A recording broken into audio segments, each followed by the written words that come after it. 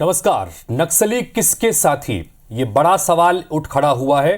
ताजा बयानबाजी जो दोनों ही पक्षों की तरफ से, पक्ष विपक्ष की तरफ से देखने को मिल रही है। मैं हूं आपके साथ हितेश व्यास। छत्तीसगढ़ में नक्सलवाद के मुद्दे पर सियासी बयानबाजियों का सिलसिला कोई नया नहीं है। भाजपा प्रदेश में नक्सलियों के सफाए का दावा कर रही है। शाह से लेकर साय तक सब मुखर हैं। लगातार एनकाउंटर्स हो रहे हैं तो कांग्रेस इन एनकाउंटर्स पर सवाल उठाकर जांच करवाने की बात कहती नजर आती है। इसी आरोप प्रत्यारोप के बीच अब यह जुबानी जंग रिश्तों तक आ गई है। पक्ष विपक्ष दोनों एक दूसरे को नक्सलियों का दोस्त बताकर हमले बोल रहे हैं। और इसी कड़ी में कांग्रेस ने संघ के अनुषंगिक संगठन वनवासी कल्याण आश्रम को इस बार निशाने पर लिया है। क्या कुछ कहा गया और जिसको लेकर आज हम यह चर्चा यहां पर कर रहे हैं, इस पर भी बात करेंगे। लेकिन हमारे साथ में स्टूडियो में बातचीत करने के लिए सच्चिदानंद उपासने जी जुड़ रहे हैं, जो कि भारतीय जनता पार्टी के वरिष्ठ नेता हैं। साथ ही हमारे साथ में संतराम नेताम जी जुड़ रहे हैं, कांग्रेस पार्टी के पूर्व विधायक हैं।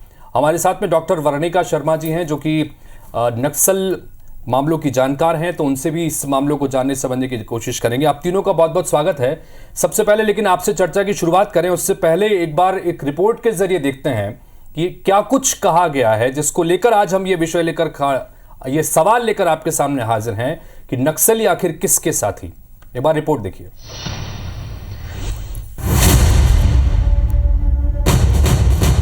छत्तीसगढ़ में भी भारतीय जनता पार्टी की सरकार आने के बाद 4.5 महीने में 112 नक्सली मारे गए हैं। लगभग 450 सरेंडर हुए हैं। इतना बड़ा अभियान 5 महीने में लिया है, जो कांग्रेस की सरकार थी तब स्थगित आ गई। माननीय प्रधानमंत्री जी और माननीय गृह मंत्री जी इस मामले में गंभीर हैं और जल्दी ही छत्तीसगढ़ से नक्सलवाद का समापन हो भी चाहिए। साय सरकार आने के बाद नक्सल मोर्चे पर एक के बाद एक मिल रही कामयाबी की तारीफ केंद्रीय गृह मंत्री कर चुके हैं। शाह और बीजेपी सरकार दावा कर रही है कि 2 से 3 साल और प्रदेश देश से नक्सली पूरी तरह से साफ हो जाएंगे। इधर कांग्रेस लगातार यही कह रही है कि यह दावा गलत है। उल्टे बीजेपी सरकार आते ही नक्सलवाद बढ़ा है। विपक्ष ने तो एनकाउंटर्स के फेक होने के आरोपों की जांच के लिए एक कमेटी भी बनाई है। कांग्रेस जहां फेक एनकाउंटर्स को लेकर बीजेपी सरकार पर हमलावर है, तो बीजेपी नेताओं ने ये कहकर नई बहस छेड़ दी है कि नक्सलियों के साथ कांग्रेस नेताओं की ही सांठगांठ है, इसलिए उन पर एक्शन लेने से कांग्रेसियों के पेट में दर्द हो रहा है। नामी नक्सलियों को हमारी सेना के जवान, पुलिस ने ढेर किया है। कुछ हमारे शहीद भी हुए हैं और ऐसे समय के अंदर में कांग्रेस सवाल उठा रही है। कितनी दोस्ती है आपकी नक्सलियों से और किन किन से दोस्ती है, बताया उनको भी ढेर कर देते हैं। आज जब सत्ता से बाहर हैं और 5 साल में नक्सलियों को आपने पाला पोसा और अब जब कार्यवाही हो रही है, दर्द आपको हो रहा है, ये बताता है आपके संबंध क्या है। नक्सलियों के साथ कनेक्शन वाले आरोपों पर कांग्रेस भी कहां चुप रहने वाली थी। कांग्रेस ने दावा किया कि उनके कार्यकाल में नक्सल गतिविधियों में गिरावट आई थी। बीजेपी सरकार को कटघरे में खड़ा करने के साथ कांग्रेस ने संघ के अनुषंगिक संगठन वनवासी कल्याण आश्रम को भी निशाने पर ले लिया। भारतीय जनता पार्टी की नक्सलियों से दोस्ती रही है। भारतीय जनता पार्टी के राजनीतिक हितों के लिए तत्कालीन सरकार ने नक्सलियों को संरक्षण दिया था, जिसके कारण झीरम कांड हुआ था। भारतीय जनता पार्टी के संरक्षण के कारण ही 3 ब्लॉक से निकल के नक्सली 15 ब्लॉक तक पहुंचे थे। कांग्रेस की सरकार के दौरान तो छत्तीसगढ़ में नक्सलवादी घटनाएं 80% तक कम हुई। तो नक्सलवाद के मुद्दे पर प्रदेश की सियासत एक बार फिर उफान पर है। फेक एनकाउंटर से शुरू हुई लड़ाई अब नक्सलियों के साथ दोस्ती के आरोपों तक पहुंच चुकी है। अब सवाल यह है कि नक्सलियों के साथ किसका रिश्ता क्या है, बीजेपी या कांग्रेस, आखिर किसके दावे में ज्यादा दम है। Bureau report, IBC 24।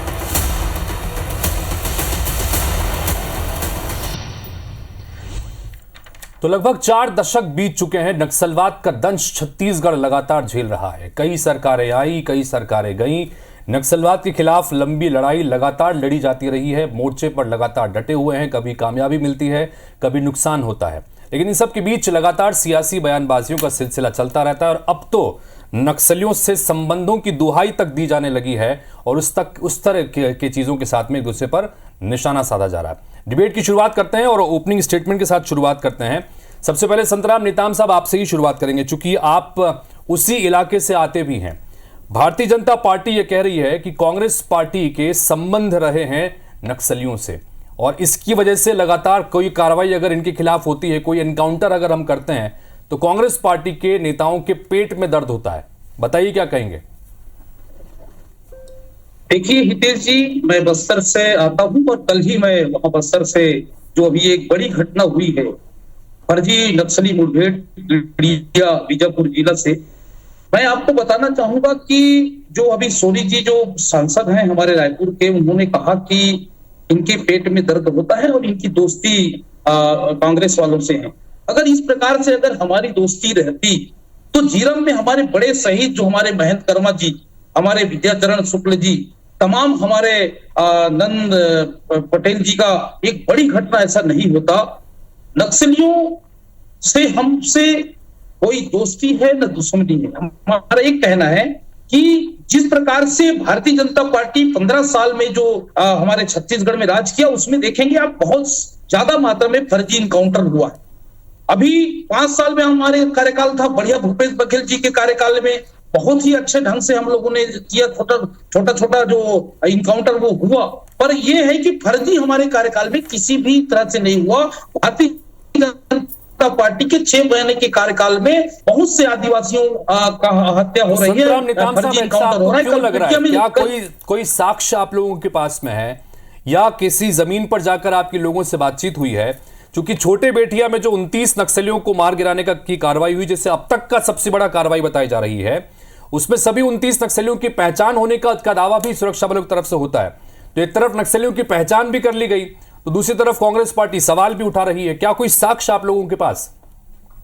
देखिए व्यास जी, मैं आपको कहना चाहूंगा भी कोयलीबड़े में घटना हुआ, 4 लोग आदिवासी मारे गए, जिनके पास आधार कार्ड है, जिसके पास पैन कार्ड है, जिसके पास बैंक खाता है, जिसके पास जॉब कार्ड है, जो नरेगा में काम करते हैं, अगर उसको अगर कहीं नक्सली बताते हैं तो ये हमारे पास सबसे बड़े प्रूफ है। कल पीडिया की घटना को देखिए, पीडिया से मैं कल लौटा हूं, वहां के लोगों के पास सारे लोग, वहां जो बच्चे हैं जो इसका 16 साल 17 साल और भरमार बंदूक पकड़े गए हैं कल पीडिया की कार्रवाई में, और कम से कम 11 घंटा उसमें इनकाउंटर बता रहे हैं, 11 घंटा गोलीबारी से हुआ। अरे भरमार बंदूक से अगर कोई मुठभेड़ होता है तो क्या 11 घंटा कोई अगर चलता है क्या? जबकि आज आधुनिक किस्म SLR है, 47 है, ऐसे बड़े बड़े हथियार से होता है। कांग्रेस पार्टी लगातार सवाल खड़े कर रही है। एक तरफ केंद्रीय गृह मंत्री कहते हैं कि 2-3 साल के भीतर नक्सलवाद का खात्मा कर देंगे, चुनौती भी देते हैं वो कि या तो सरेंडर कर लो या मरने के लिए तैयार रहो। 112 नक्सलियों को ढेर कर दिया गया, ये उन्होंने दावा किया। करीब 450 के करीब नक्सलियों ने सरेंडर कर दिया, ये भी वो दावा कर रहे हैं। ये उनका कहना है कि ये बीजेपी की सरकार जो इस टर्म में आई है, इस 5 महीने के दरमियान हुआ है। कांग्रेस लगातार सवाल खड़ी कर रही है कि एनकाउंटर्स हो रहे हैं लेकिन फेक हैं। बताइए। भारतीय जनता पार्टी की सरकार इच्छा शक्ति को लेकर चलती है और जो कहती है वो करती है।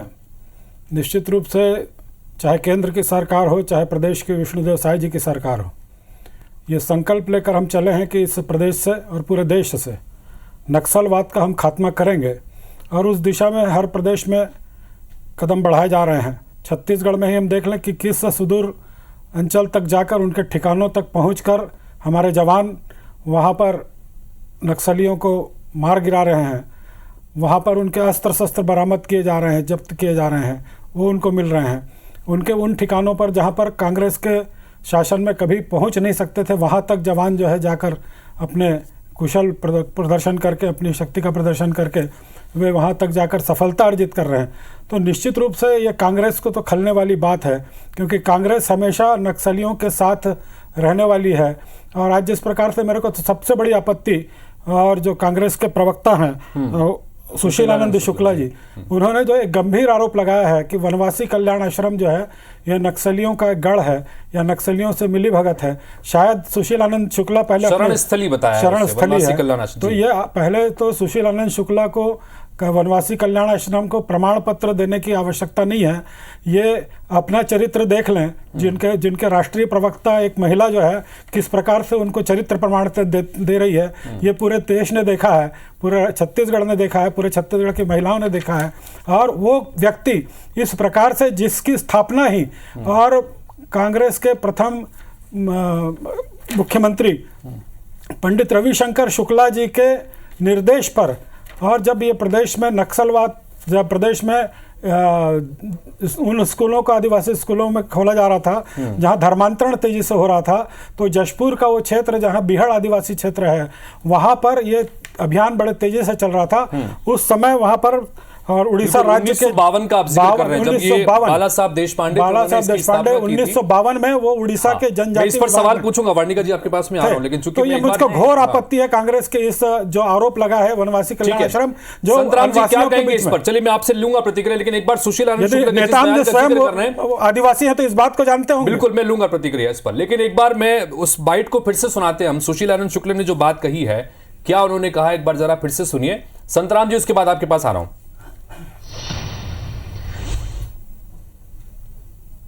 कांग्रेस की सरकार के दौरान तो छत्तीसगढ़ में नक्सलवादी घटनाएं 80% तक कम हुई थी। 14 जिलों से सिमटकर मात्र 3 या 4 ब्लॉकों तक फिर पहुंचाने का काम हमने किया था। भाजपा की सरकार बनने के बाद फिर इसमें विस्तार हुआ है। भारतीय जनता पार्टी का नक्सलियों से गठजोड़ किसी से छुपा हुआ नहीं है। इनका वनवासी कल्याण आश्रम नक्सलियों की शरणस्थली रहा है। ठीक है संतराम नेताम साहब, वनवासी कल्याण आश्रम नक्सलियों की शरण स्थली रहा है, ये कमोबेश पहली बार किसी ने इस तरह के आरोप लगाए हैं एक ऐसे आश्रम पर जो 1952 से चल रहा है। आरएसएस का अनुषंगिक संगठन इसे माना जाता है, लेकिन आदिवासियों के सामाजिक परोपकार के लिए, उनकी चीजों के लिए लंबे समय से काम करता रहा है।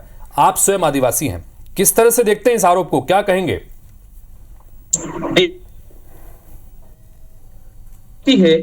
मैं ये कहना चाहता हूं, माननीय हमारे उपासने जी अभी बहुत बुद्धिमान भी हैं, सुलझे हुए नेता हैं, अनुभवी नेता है। मैं ये पूछना चाहता हूं भारतीय जनता पार्टी के लोगों को कि आपके जो कथनी और करनी में अंतर है। आप एक कोयली बेड़ा घटना जो हुई है उसमें आप आधार कार्ड, पैन कार्ड और बैंक के खाते हैं, जो जॉब कार्ड है, राशन में उसका कोड है, ऐसे लोगों को फर्जी आप नक्सली बताकर अगर मारेंगे तो कांग्रेस को सवाल करेगी मीडिया में। यदि आप आदिवासी सच्चे आदिवासी हैं तो वनवासी कल्याण आश्रम की गतिविधि को आप जानते हैं, जो मौका मिला है जानते हैं, उसके बारे में बताइए जो आपके शुक्ला जी ने आरोप लगाया है। आप ये बताइए, मेरे खुद का चरित्र नहीं शुक्ला जी का। पीडीया जाएंगे वहां ऐसे आदिवासी को। अब तो भारतीय जनता पार्टी का तो मैं ये समझ रहा हूं कि भारतीय जनता पार्टी आदिवासियों को खत्म करना चाहती है। भारतीय जनता पार्टी पुलिस को आगे करके आदिवासियों को खत्म करके अडानी को वहां का लोहा खदान देना चाहती है। 15 साल में बता सके क्या प्रमाण रखे जेब में? मेरा ये कहना है कि भारतीय जनता पार्टी के हम लोग कभी कानून से ऊपर नहीं है, कार्रवाई होना चाहिए। जवाब तो आपने दिया ही नहीं। मुझे वर्णिका जी से भी बात करनी है, चूंकि वो इस मामले की जानकार है। वो जो तमाम आरोप प्रत्यारोप और जिस तरह की चीजें चल रही है उसको लेकर क्या सोचती हैं? छोटी सी प्रतिक्रिया संतराम जी, जो वनवासी कल्याण आश्रम के लिए सुशील आनंद शुक्ल ने कहा है, क्या आप उससे सहमत हैं? सिर्फ हाँ या ना में बताइएगा। देखिए, इस चीज को 70-80% कमी हुई है और वनवासी आश्रम के जो साठगांठ है इस संबंध में मैं ज्यादा कुछ नहीं कहना चाहता। ठीक है, पर यह मेरा कहना है कि जिस प्रकार से भारतीय जनता पार्टी ये आदिवासियों को मारना चाहती है, पुलिस को आगे करके उस पर हम बात करेंगे। जी, हमारे बस्तर में हम चाहते हैं, लेकिन हम लगातार देख रहे हैं कि चाहे भारतीय जनता पार्टी लगातार ये दावा कर रही है कि जब से हमारी सरकार 5 महीने से आई है हम एनकाउंटर कर रहे हैं, हमने नक्सलियों को बैकफुट पर कर दिया है। तो कांग्रेस ये कहती है कि हमारे शासनकाल के दौरान 5 साल में 80% नक्सली घटनाएं जो हैं वो कम हो गई थी, हमने उन्हें बैकफुट पर कर दिया। इन तमाम दावों के बीच में जमीनी हकीकत है क्या? आप किस तरह से देखती हैं?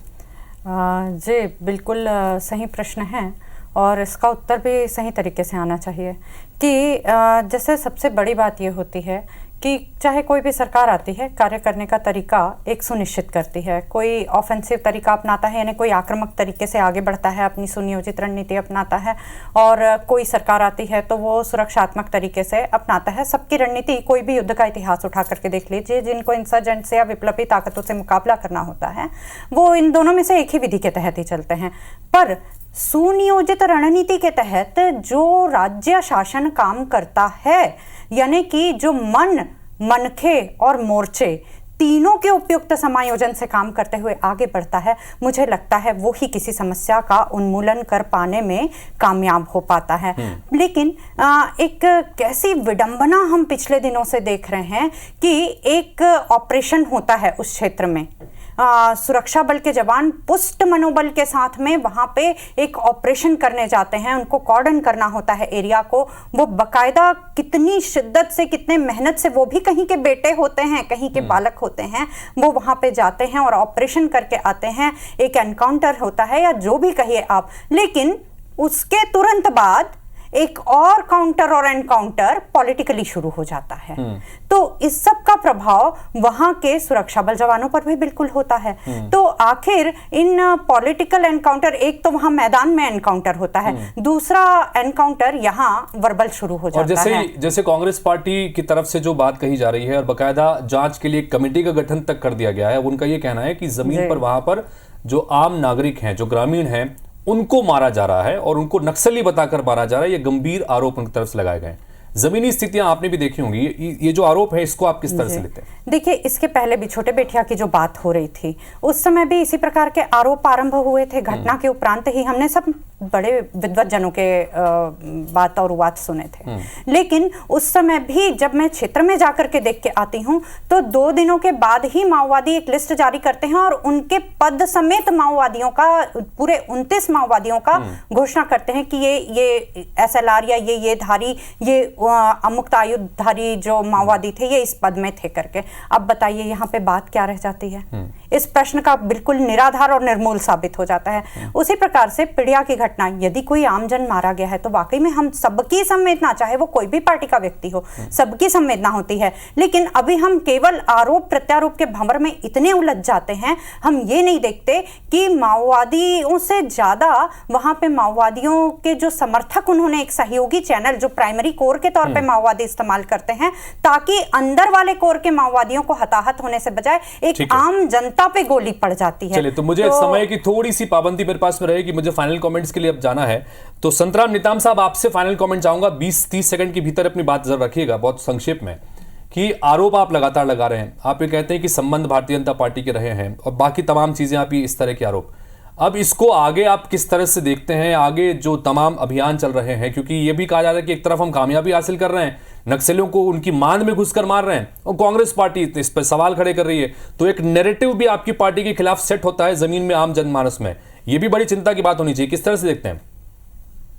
इस देश में और इस प्रदेश में कानून से ऊपर कोई नहीं है। अगर कोई गलत ढंग से होता है उसके ऊपर कार्रवाई होना चाहिए। लेकिन आप कोयलीवाड़ा की घटना देख लीजिए, जिनकी विरोधी कार्ड में हम लोगों ने इकट्ठा किया है। कल पीडिया की घटना, शर्मा मैडम से मैं यही कहना चाहूंगा कि दोनों घटना में जाके आप जमीन में जाके देखेंगे, वहां गांव में घटना स्थल में जाके देखेंगे, तो एक बात आएगी कि वो निर्दोष आदिवासी लोग मारे गए हैं। उस पर हम रोकना चाहते हैं। हम नक्सलियों को मत मारो, ये हमारा कहना नहीं होता है। हमारा एक ही चीज है कि निर्दोष आदिवासियों को आप मत मारो। अगर गलत ढंग से कांग्रेस पार्टी के नेता अगर ये कह रहे हैं कि जमीन पर वहां पर ग्रामीणों को नक्सली बताकर मारा गया है, क्योंकि इसके पहले भी इस तरह की चीजें सामने आती रही हैं, कई बार तो एनकाउंटर के ये मामले कोर्ट तक भी पहुंचे हैं। अब ऐसे में एक तरफ दावे हो रहे हैं कि हम लगातार नक्सलियों को मार रहे हैं, दूसरी तरफ ये सवाल भी खड़े हो रहे हैं। क्या आपको लगता है कि इसमें जांच करवा दी जानी चाहिए या फिर किस तरह से होना चाहिए? आपका क्या रो रहा है? नहीं, देखिए, इस प्रकार के आरोप प्रत्यारोप से कांग्रेस कहीं ना कहीं हमारे जवानों का मनोबल गिराने का काम कर रही है। लगातार जिस प्रकार से हम इनके ही शासनकाल की बात ले लें, इतनी बड़ी घटना हुई, इनके इतने सारे नेता मारे गए, और वो प्रदेश का मुख्यमंत्री कहता रहा कि मेरे जेब में प्रमाण है। वो प्रमाण यदि वास्तव में नक्सलियों के खिलाफ था तो वो प्रमाण उन्होंने क्यों नहीं प्रस्तुत किया? वो प्रमाण 5 साल तक जेब में धरे घूमते रहे। फिर ये कहा कि हम जेल से उनको छोड़ रहे हैं, हम बातचीत कर रहे हैं। क्या हुआ? NIA पर विश्वास नहीं था, उस पर उन्होंने कह दिया उनको नहीं आने देंगे, ये नहीं आने देंगे। भाई, हमने अलग से जांच समिति गठित की, उसका क्या हुआ? कवासी लखमा का नार्को टेस्ट करने की बात थी, वो क्यों नहीं की गई? आखिर ये सारे संदेह इस बात को जन्म दे। उसी जैसे प्रकार से ये केंद्रीय स्तर पर पाकिस्तान से मिले हुए हैं, पूरी की घटना को लेकर पाकिस्तान का साथ देते हैं। वैसे ही इस प्रदेश में नक्सलियों के साथ हमेशा कांग्रेस पार्टी नक्सलियों का मनोबल बढ़ाने का काम कांग्रेस पार्टी ने किया है। यही कारण है कि चुनाव के समय भारतीय जनता पार्टी के विधायक जो एकमात्र चुने गए, उनकी हत्या कांग्रेस की सरकार में होती है। एकमात्र विधायक को खत्म करने का काम कांग्रेस की सरकार में नक्सलियों के साथ मिलीभगत करके किया जाता है, ताकि भारतीय जनता पार्टी वहां समाप्त हो जाए। बहुत संक्षेप में रखिएगा, समय की कमी नहीं है। संतराम जी, समय की कमी। वर्णिका जी, 20 सेकंड के भीतर जो परिस्थितियां हैं, जो आरोप से प्रत्यारोप है, क्या आपकी प्रतिक्रिया? मात्र 20 सेकंड। ये आरोप प्रत्यारोप से ना ऊपर उठ के एक साथ नक्सल उन्मूलन के लिए सबको हाथ मिला करके काम करना चाहिए, सबसे पहली बात। दूसरी बात, आरोप प्रत्यारोप लगाने से पहले वाकई में कौन सी संस्था क्या कार्य कर रही है इसको एक बार परीक्षण कर लें, क्योंकि वाकई जो आपने ये बात कही थी, यदि आज मैं इस जगह से बिना बोले जाऊंगी तो बहुत ही बुरा प्रतीत होगा, क्योंकि वनवासी कल्याण आश्रम वाकई में उस क्षेत्र के बच्चों के लिए जनजातीय गौरव को अक्षुण्ण रखते हुए वहां पे अपना कार्य कर रहा है और बहुत अच्छे से बच्चों को वो आगे उनके शिक्षा से लेके, स्वास्थ्य से लेके, सेवाओं से लेके हर क्षेत्र में आगे बढ़ा रहा है। तो जाहिर सी बात है कि यहाँ पर हम गंभीर विषय पर यहाँ पर चर्चा कर रहे हैं, चूंकि आरोप प्रत्यारोप अब एक दूसरे से संबंधों के आधार पर खड़े हो गए कि नक्सलियों के एक दूसरे को संबंधी बताया जा रहा है, और दूसरी तरफ वनवासी कल्याण आश्रम को लेकर जो गंभीर आरोप लगाए उसको लेकर भी हम चर्चा करने की कोशिश की। कांग्रेस अभी भी कहती है कि जमीन पर एनकाउंटर्स हो रहे हैं लेकिन वो फेक हैं और उनकी जांच होनी चाहिए। बीजेपी कहती है कि हम एनकाउंटर कर रहे हैं, नक्सलियों की मांद में घुसकर उनको मार रहे हैं, लक्ष्य हमारा लेकर हम चल रहे हैं, उसी को हम साध रहे हैं।